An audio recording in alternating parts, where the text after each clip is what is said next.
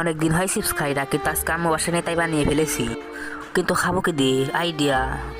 আরে আমার পকেটে দুইটা লাঠি আছে, বের করে খাওয়া শুরু করি। আরে আরে উঠে না কেন? কি শুরু হলো এটা?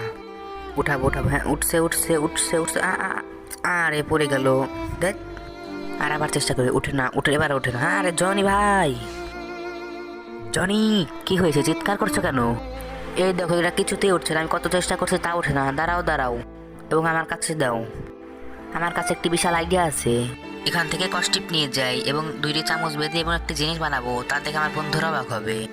কিন্তু সেই চমৎকার জিনিস দেখার আগে বন্ধুরা, তুমি যদি বিরিয়ানি খেতে পছন্দ করে থাকো তাহলে ভিডিওতে একটু লাইক করে চ্যানেলটি সাবস্ক্রাইব করে দাও। আর যদি না পছন্দ করে থাকো তাহলে কমেন্টে লিখে যাও।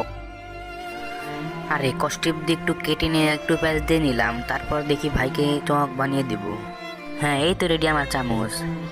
দেখি কেমন মালা, এই দেখো, হ্যাঁ এই তো উঠছে ভাইয়া।